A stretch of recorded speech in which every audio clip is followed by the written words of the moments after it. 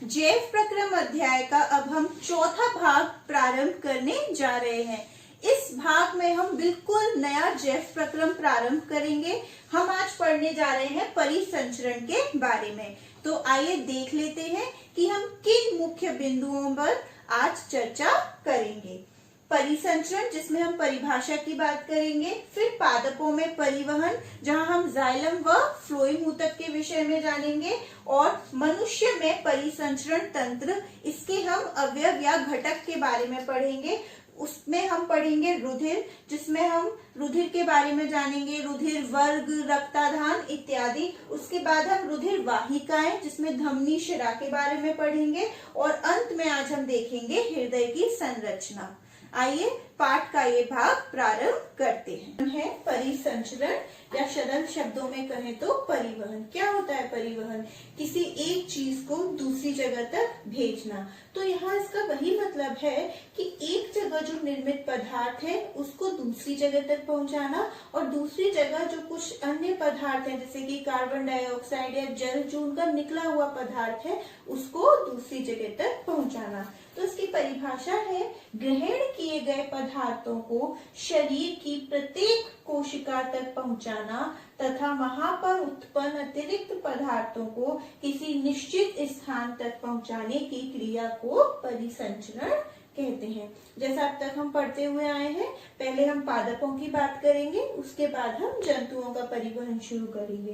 तो पादपों में परिवहन किस किस चीज का होगा? एक तो जल और खनिज लवण का होगा, और एक किसका होगा? हमारे भोजन का। जल और परिवहन और भोजन, इन दोनों के परिवहन में दो ऊतक विशेष भूमिका निभाते हैं, जाइलम और फ्लोएम। आप सभी ने कक्षा 9th में पढ़ा होगा जाइलम और फ्लोएम ये क्या होते हैं। मैं एक छोटा सा उसका इंट्रोडक्शन दे देती हूँ। जाइलम क्या है? हमारा जल संवहन ऊतक, जो जड़ों से जल को ऊपर तक पहुंचाता है, ऊपर के भागों तक। और फ्लोएम क्या करता है? फ्लोएम जो पत्तियों ने प्रकाश संश्लेषण की क्रिया के बाद भोजन बनाया है उसको विभिन्न भागों तक पहुंचाता है। तो एक यहाँ पर ये बात समझ में आ गई कि जाइलम का कार्य क्या है? नीचे से ऊपर पानी लेके जाना, और फ्लोएम जो भोजन का स्थानांतरण करता है वो हर दिशा में करता है। तो सबसे पहले देखते हैं जल और खनिज लवण का परिवहन। इसी टॉपिक में से आपकी बुक में 3 क्वेश्चन है, अलग अलग पूछा है कि जल का संवहन जल का परिवहन पेड़ों में कैसे होता है, और भोजन का स्थानांतरण कैसे होता है, और इन दोनों में क्या अंतर है। तो वो पूरा आपको यहाँ आंसर मिल जाएगा। पहले हम बात करते हैं जल के परिवहन की। कौन कर रहा है ये कार्य? जाइलम। तो जाइलम जड़ से पत्तियों तथा अन्य भागों में जल तथा खनिज लवण परिवहित करते हैं। देखिए समझिए होता क्या है। एक्चुअली जल, हम मृदा में हम पानी देते हैं, तो मृदा से पानी कहाँ जाता है? जड़ों तक जाता है। क्यों? क्योंकि पानी में क्या है? आयन घुले हुए हैं उसमें, तो एक सांद्रण क्रिएट हो जाता है, सांद्रण उत्पन्न हो जाता है। उस सांद्रण में अंतर के कारण जल हमारा मृदा से कहाँ जाता है? जड़ों तक जाता है।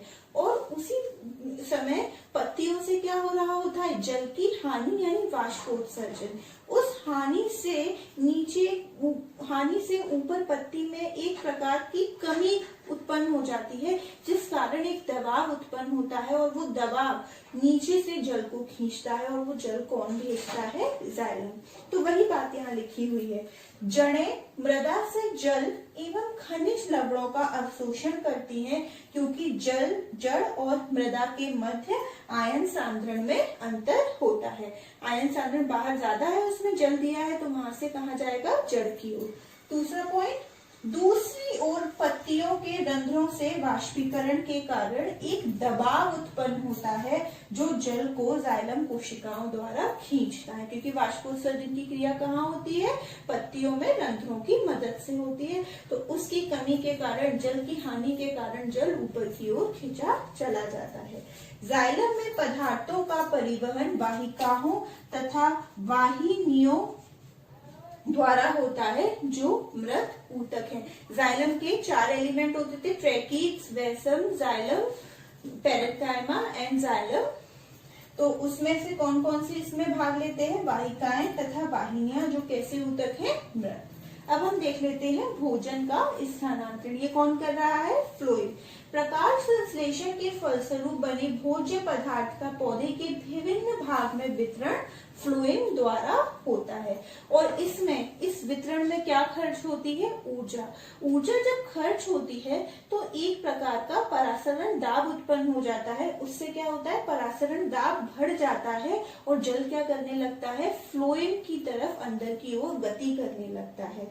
और फ्लोएम के अंदर जो पदार्थ हैं वो पदार्थ क्या करते हैं? दूसरी जगहों तक स्थानांतरित होने लगते हैं। और इस पूरी प्रक्रिया में क्या ऊर्जा खर्च हो रही है? तो यहाँ पर वही लिखा है, दोनों में यही अंतर है कि यहाँ ऊर्जा की खर्च हो रहा है एटीपी के रूप में, यहाँ कोई भी किसी प्रकार की ऊर्जा नहीं लग रही। भोजन कणों का परिवहन ऊपर और नीचे दोनों दिशाओं में होता है, जबकि इसमें जल का परिवहन केवल और केवल नीचे से ऊपर की ओर हो रहा है। पदार्थों का स्थानांतरण फ्लोएम ऊतक में एटीपी ऊर्जा का इस्तेमाल करते हुए होता है, जबकि यहाँ किसी प्रकार की कोई ऊर्जा का इस्तेमाल नहीं हो रहा था।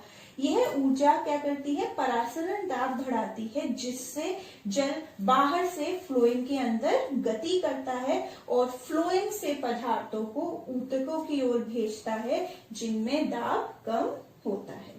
इसका नेक्स्ट पॉइंट है, फ्लोएम में पदार्थों का परिवहन चालनी ट्यूबों द्वारा सहचर कोशिकाओं की सहायता से होता है जो जीवित हैं। तो एक अंतर ये हो गया, यहाँ वाहिकाओं और वाहिनियों के द्वारा हो रहा है जो कैसी है? मृत कोशिका, और यहाँ पे चालनी ट्यूबों और सहचर कोशिकाओं जो कैसी हैं? आपकी जीवित। तो ये हो गया आपका पादपों में परिवहन। मानव के परिसंचरण तंत्र के मुख्य घटक है, मुख्य अवयव है रुधिर, रुधिर वाहिकाएं या वाहिनियां, हृदय, लसिका। एक एक कर हम इसको पढ़ना शुरू करते हैं। तो सबसे पहले हम किसके बारे में पढ़ते हैं? रुधिर। 9th क्लास में ये आपने पढ़ा होगा, यह एक तरल संयोजी ऊतक है, क्योंकि ये शरीर के अंदर विभिन्न अंगों को आपस में जोड़ कर रखता है। एक स्वस्थ मनुष्य के अंदर लगभग 5.5 लीटर हमारा रुधिर उपस्थित होता है। अब इस रुधिर के भी दो घटक हैं, ये दो भागों से, दो घटकों से मिलके बना है, प्लाज्मा और रुधिर कणिकाएं। जो प्लाज्मा वाला भाग है वो लगभग कितने प्रतिशत है? 55%। और जो रुधिर कणिकाएं हैं वो कितनी प्रतिशत है? लगभग 45। ऐसे समझिए जैसे पानी में अगर हम रेत डाल देंगे तो पानी वो कौन सा भाग है? प्लाज्मा, और जो रेत के कण है वो कौन से भाग है? रुधिर कणिकाएं। एक एक करके इनको देखते हैं। प्लाज्मा ये कैसे रंग का है? हल्के पीले रंग का ये एक तरल भाग है। ये किससे मिलके बना है? इसका संघटन कई बार आपके क्वेश्चन में पूछा जाता है। तो ये लगभग 90% इसमें जल है और 10% कार्बनिक और अकार्बनिक पदार्थ है। कार्बनिक पदार्थ जैसे प्रोटीन हो गए, अमीनो अम्ल हो गए, आपका ग्लूकोज हो गया, और अकार्बनिक पदार्थ आपका पोटेशियम हो गया, आपका कैल्शियम हो गया इत्यादि। और ये क्या करता है? इसका कार्य क्या है? ये घुले रूप में भोजन और CO2 गैसों का परिवहन करता है। जब हमने श्वसन पढ़ा था तो उसमें CO2 के परिवहन में हमने यही पढ़ा था। तो देखते हैं क्या लिखा है। ये हल्के पीले रंग का तरल भाग है। इसमें 90 से 92% जल तथा 10% जटिल कार्बनिक पदार्थ जैसे ग्लूकोज, अमीनो अम्ल, हार्मोन, एंजाइम, प्रोटीन इत्यादि तथा अकार्बनिक पदार्थ जैसे पोटेशियम, सोडियम बाइकार्बोनेट, क्लोराइड होते हैं। और ये घुले रूप में भोजन, CO2 तथा नाइट्रोजन युक्त उत्सर्जित पदार्थों का परिवहन करता है। अब देखते हैं रुधिर कणिकाएं। ये कितने प्रकार की हैं? ये 3 प्रकार की हैं। लाल रुधिर कणिकाएं जिन्हें हम RBC कहते हैं, या फिर इरिथ्रोसाइट्स। WBC श्वेत रुधिर कणिकाएं, या फिर जिनको हम कहते हैं ल्यूकोसाइट्स। और 3rd नंबर की है प्लेटलेट्स, या जिसे हम कहते हैं थ्रोम्बोसाइट्स। हम इन तीनों में देख लेते हैं क्या अंतर है। अगर संख्या की बात करें तो सबसे ज्यादा कौन सी होती है? हमारी RBC, उसके बाद प्लेटलेट्स, और सबसे कम संख्या में क्या होती है? WBC। ये लगभग 45 से 50 लाख प्रति मिलीमीटर क्यूब होती है। ये 6000 से 10,000 प्रति मिलीमीटर क्यूब होती है, और ये 2 से 5 लाख प्रति मिलीमीटर क्यूब होती है। जीवन काल की अगर हम बात करें, इसका जीवन काल 120 दिन है, ये 10 से 14 दिन, और ये 1 सप्ताह। आकृति की बात करें तो ये चपटी गोल होती है और बीच में थोड़ी सी दबी हुई होती है। इनका कोई मतलब निश्चित आकार नहीं है, ना ही इनका कोई निश्चित आकार है। केंद्रक की बात करें तो इसमें अनुपस्थित है, लेकिन कैमल यानी कि ऊंट और लामा को छोड़ दे तो उनके आरबीसी में केंद्रक उपस्थित होता है और यहाँ भी केंद्रक अनुपस्थित होता है। अगर कार्य की बात करें तो इसका कार्य क्या है, O2 गैस के परिवहन में सहायक, क्योंकि इसके पास क्या है, हीमोग्लोबिन। और आप पढ़ चुके हैं श्वसन में जब गैसों का परिवहन होता है तो ऑक्सीजन इसी के हीमोग्लोबिन पर बैठकर हमारे शरीर तक पहुंचती है। इसका कार्य क्या है, ये शरीर के संक्रमणों की रक्षा करने में सहायता करता है। ये उनका भक्षण कर लेता है अगर कोई जीवाणु वगैरह होता है, इसीलिए इनको शरीर का सैनिक कहा जाता है। और प्लेटलेट्स का क्या कार्य है, ये हमारे शरीर में रक्त का धक्का जमने में सहायता करता है। एक क्वेश्चन और, लाल रुधिर कणिका है, लाल क्यों है, क्योंकि इसके पास लोह युक्त प्रोटीन हीमोग्लोबिन है। और ये श्वेत इसलिए है क्योंकि इसके पास हीमोग्लोबिन नहीं है। तो यही लिखा है यहाँ, आरबीसी में लोह युक्त प्रोटीन हीमोग्लोबिन पाया जाता है, इसी प्रोटीन के कारण रुधिर का रंग लाल होता है। नेक्स्ट पॉइंट ये है कि डब्ल्यूबीसी को शरीर के प्रहरी या सैनिक भी कहते हैं। मैं आपको बता चुकी हूँ क्यों कहते हैं, क्योंकि ये हानिकारक जीवाणु और विषाणुओं से लड़ने में सहायता करते हैं। नेक्स्ट पॉइंट ये आपके एनसीईआरटी का क्वेश्चन है कि हीमोग्लोबिन की कमी से मनुष्य में क्या होगा। तो कौन सा रोग होता है, एनीमिया। इसमें क्या होता है कि ऑक्सीजन कोशिकाओं तक सही तरीके से नहीं पहुंच पाती, जिस वजह से व्यक्ति शीघ्र थक जाता है। तो वही है, हमारे शरीर में हीमोग्लोबिन की कमी से एनीमिया हो जाता है। इस स्थिति में ऊतकों तक ऑक्सीजन की मात्रा कम पहुंचती है, जिससे व्यक्ति शीघ्र थक जाता है। अब हम पढ़ लेते हैं रुधिर वर्ग। रुधिर वर्ग की खोज सर्वप्रथम किसने की थी, कार्ल लैंडस्टीनर ने। एक चीज और बता दूं मैं, हमारा जो परिसंचरण तंत्र है उसकी खोज करी थी विलियम हार्वे ने। उसी प्रकार रुधिर वर्ग की खोज किस वैज्ञानिक ने करी, कार्ल लैंडस्टीनर ने। मनुष्य के शरीर में 2 प्रकार के प्रोटीन पाए जाते हैं। रुधिर वर्ग समझने से पहले हमें ये समझना होगा वो 2 प्रोटीन कौन से हैं, प्रतिजन या फिर एंटीजन जिसे कहते हैं, और एक प्रतिरक्षी या एंटीबॉडी। ये एंटीजन कहाँ मिलते हैं, आरबीसी है उसी की सतह पर। ये आरबीसी की कोशिका कला पर पाया जाने वाला प्रोटीन है, जबकि ये कहाँ पाए जाते हैं, प्लाज्मा में। ये प्रोटीन रुधिर के प्लाज्मा में पाया जाता है। अब ध्यान से समझिएगा ये क्या होता है एंटीजन। एंटीजन वो बाहरी कण होता है जो हमारे शरीर में प्रवेश करने पर हमारे इम्यून सिस्टम प्रतिरक्षा तंत्र को क्या कर देता है, उत्तेजित कर देता है। तो वही लिखा है, ये वह पदार्थ है जो शरीर के प्रतिरक्षा तंत्र को उत्तेजित करता है और रोगों से लड़ने की क्षमता उत्पन्न करता है। इसकी अपेक्षा एंटीबॉडी क्या है, जब एंटीजन कोई प्रवेश कर गया तो उससे लड़ने के लिए जो पदार्थ, जो प्रोटीन बनेगा वो क्या कहलाएगा, एंटीबॉडी। ये प्रोटीन एंटीजन नामक हानिकारक तत्व से लड़ने में मदद करता है। अब ये एंटीजन कितने प्रकार के होते हैं, 2, एंटीजन ए और एंटीजन बी। जिसके पास एंटीजन ए, जिसमें वो कौन सा रुधिर वर्ग हो गया, ए। जिसमें एंटीजन बी, वो कौन सा वर्ग हो गया, बी। जिसमें ए और बी दोनों, वो रुधिर वर्ग ए बी। और जिसमें ना ही एंटीजन ए और ना ही एंटीजन बी, तो वो रुधिर वर्ग होता है हमारा ओ रुधिर वर्ग। अब ये भी कितने प्रकार के होते हैं, एंटीबॉडी 2, एंटी ए और एंटी बी। जब एंटीजन ए है तो उससे फाइट करने के लिए उसके अपेक्षा कौन आएगा, बी। और जब एंटीजन बी है तो उससे एंटीबॉडी कौन सी होगी, ए। अब यहाँ पर होता है एक एंटीजन एंटीबॉडी प्रतिक्रिया, या जिसे हम कहते हैं एग्लूटिनेशन। क्या होता है, अगर रुधिर वर्ग ए वाला, इसे आप एक उदाहरण से समझिए। जैसे किसी का रुधिर वर्ग ए है तो उसमें एंटीबॉडी कौन सी होगी, बी। और ये रुधिर वर्ग बी में जाकर क्या करेगा, उसकी एंटीजन बी से आपस में चिपक जाएगा, जिससे क्या हो जाएगा, उसका एग्लूटिनेशन हो जाएगा, यानी वो गुच्छित हो जाएगा और नष्ट हो जाएगा। रक्ताधान, जब कोई स्वस्थ व्यक्ति किसी दूसरे को आवश्यकता पड़ने पर रक्त देता है तो इसी को क्या कहते हैं, रक्ताधान। और रक्ताधान करने से पहले किसी डॉक्टर द्वारा रक्त का निरीक्षण करना अति आवश्यक है, क्योंकि जिसको दिया जा रहा है ब्लड उसकी मैचिंग का होना चाहिए। किसी स्वस्थ व्यक्ति द्वारा आवश्यकता पड़ने पर दूसरे व्यक्ति को रुधिर देना रक्ताधान कहलाता है।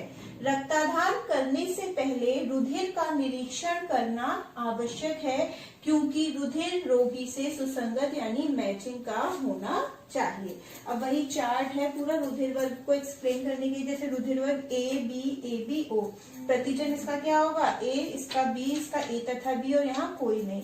प्रतिरक्षी इसके विपरीत बी ए, यहाँ कोई नहीं, यहाँ ए तथा बी। तो ये रुधिर इनसे दिया जा सकता है, यानी ये किस किस को दे सकता है, ये ए तथा ए बी को, ये बी तथा ए बी, और ये ओ ए बी और ए बी। अब ये रुधिर ये प्राप्ति किस किस से प्राप्त कर सकता है, ए वाला ओ से और ए से, बी वाला ओ और बी से, ए बी वाला ओ ए मतलब सभी से, और ओ वाला ओ से।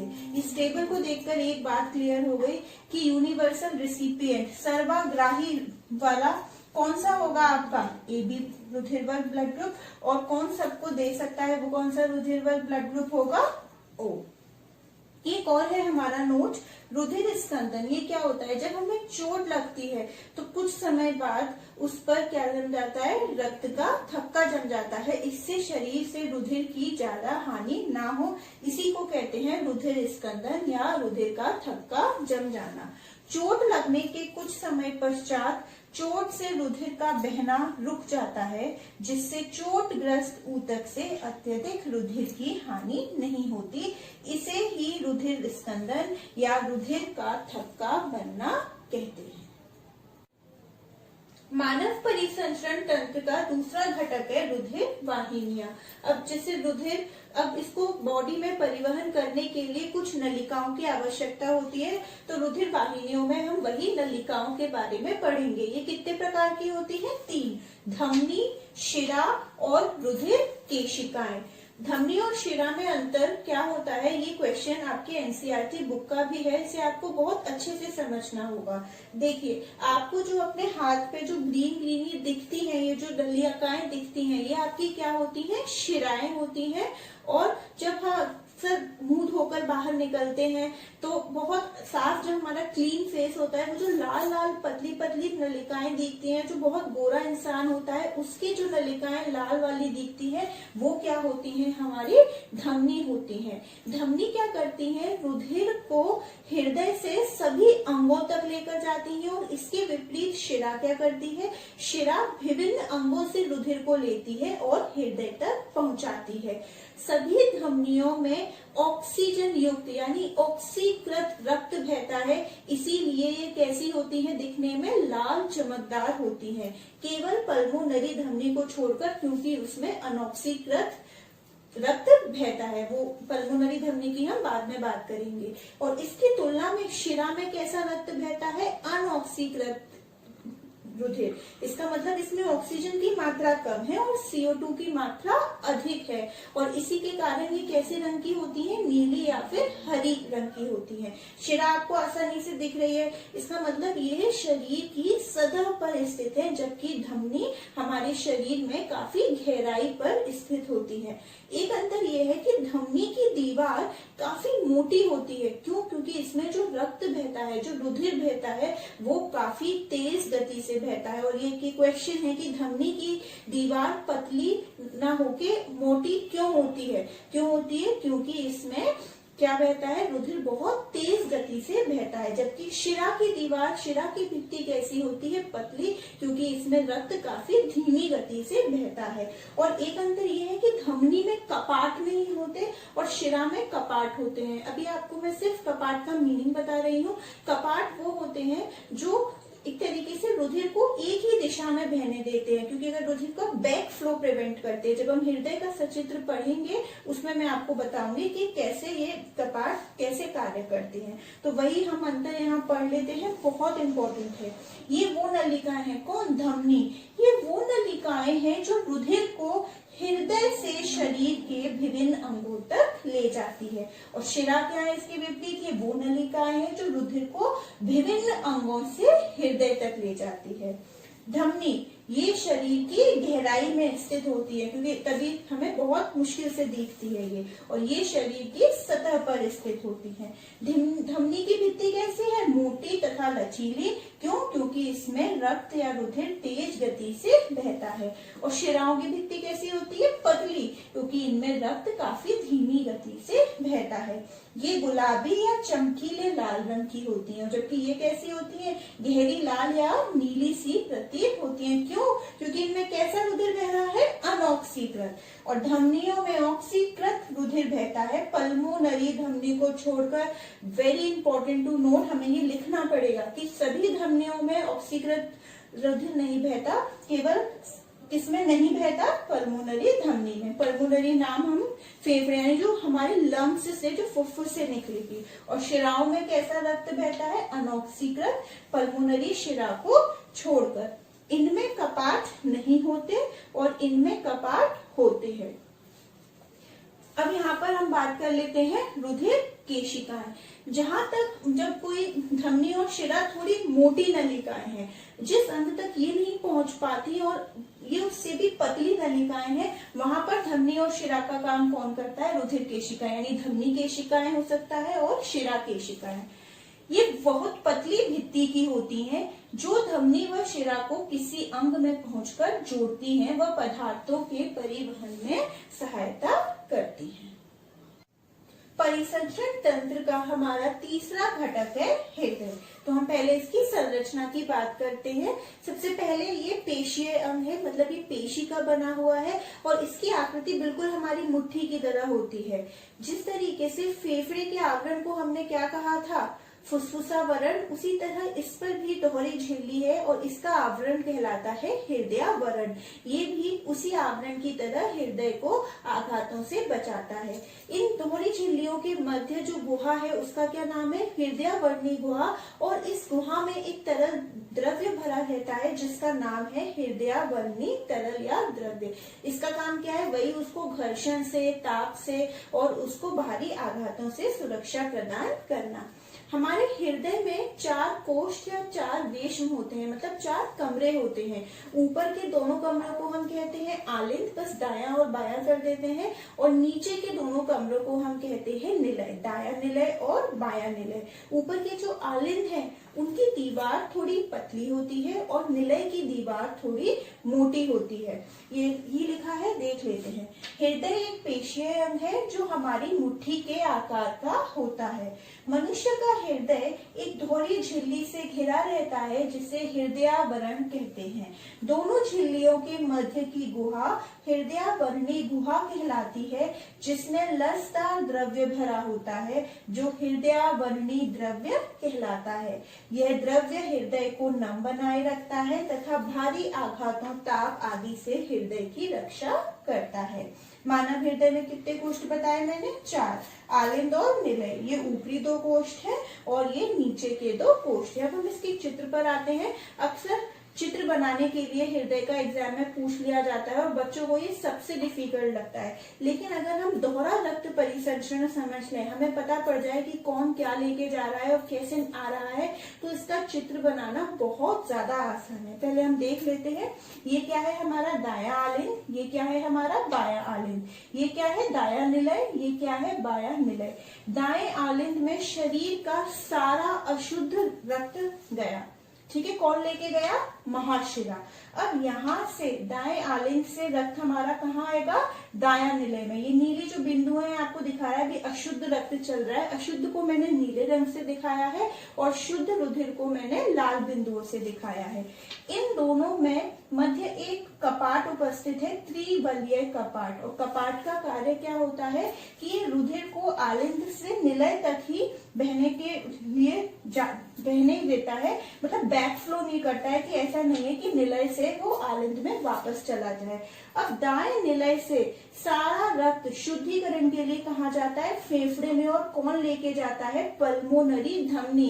इसीलिए कहा जाता है कि धमनी सारा शुद्ध रक्त लेके जाती है, किसको छोड़कर? पल्मोनरी धमनी। क्योंकि यहाँ देखिए कैसा रक्त लेके जा रही है? अशुद्ध रक्त, यानी अनऑक्सीकृत रक्त। अब पल्मोनरी धमनी की मदद से हमारा जो अनऑक्सीकृत रक्त है वो कहाँ पहुंच गया है, हमारे फेफड़ों में। अब फेफड़ों ने उसका क्या कर दिया, शुद्धिकरण कर दिया। अब हमारा वो रक्त कैसा हो गया, ऑक्सीकृत। अब ऑक्सीकृत रक्त लेकर कौन गया, पल्मोनरी शिरा कहाँ लेकर आई, बायां आलिंद में। सारी शिराएं कैसा रक्त लेके चलती थी, अनऑक्सीकृत, किसको छोड़कर, पल्मोनरी शिरा, क्योंकि पल्मोनरी शिरा कैसा लेके आ रही है, ऑक्सीकृत। अब इसी तरीके से बायां आलिंद और बाएं निलय के बीच एक कपाट उपस्थित है, द्विवलीय कपाट। ये कपाट क्या कर रहा है, यहाँ से यहाँ तक शुद्ध रक्त को यानी ऑक्सीकृत रक्त को बहने दे रहा है, इसके बैक फ्लो को प्रिवेंट कर रहा है। अब सारा रक्त हमारा जो शुद्ध हो चुका है वो बाएं निलय से पूरे शरीर में भेज दिया जाएगा, किसकी सहायता से, महाधमनी, जिसे हम अयोर्टा भी कहते हैं। तो यहाँ यही लिखा है, प्रत्येक आलिंद व नीचे के निलय के बीच एक छिद्र होता है जिसे कपाट कहते हैं। इसका कार्य रुधिर को केवल आलिंद से निलय की ओर ले जाना है, विपरीत दिशा में नहीं। और हमारे हृदय का कार्य क्या होता है, ये पंपिंग ऑर्गन, जैसे हमारे की पानी की पंप होती है, एक जगह से दूसरी जगह तक पानी को ट्रांसफर करती है, पहुंचाती है, ठीक उसी तरीके से ये भी क्या करता है, रुधिर को विभिन्न अंगों तक पहुंचाता है और फिर विभिन्न अंगों से रक्त को वापस ले लेता है शुद्धिकरण के लिए। शरीर में हृदय रुधिर को पंप करने का कार्य करता है। इसका प्रमुख कार्य शरीर के विभिन्न भागों में रुधिर को पहुंचाना है और शरीर के विभिन्न भागों से अशुद्ध रक्त को शुद्धिकरण के लिए वापस प्राप्त करना है। अब हम इसकी नेक्स्ट क्लास में सबसे पहले मैं आपको इसका स्ट्रक्चर बनाना सिखाऊंगी और हम पढ़ेंगे दोहरा रक्त परिसंचरण, जो मैंने आपको बताया। अब हम वही वहां पे डिस्कस करेंगे कि कैसे गया हमारा अशुद्ध रक्त और कैसे शुद्ध रक्त पूरी बॉडी में आया और ये कैसे कैसे कार्य हुआ है। अध्याय के चौथे भाग की समाप्ति पर अब हम इस भाग से संबंधित गृह कार्य के लिए कुछ प्रश्न ले लेते हैं। पहला प्रश्न, जाइलम तथा फ्लोएम में पदार्थों के वहन में क्या अंतर है। दूसरा, मानव में वहन तंत्र के घटक कौन से हैं, इन घटकों के कार्य क्या हैं। तीसरा, प्लाज्मा रुधिर का कितना प्रतिशत भाग बनाता है। चौथा, धमनी व शिरा में कोई दो अंतर लिखिए। और आखिरी प्रश्न है, मनुष्य के हृदय में कितने वेश्म होते हैं।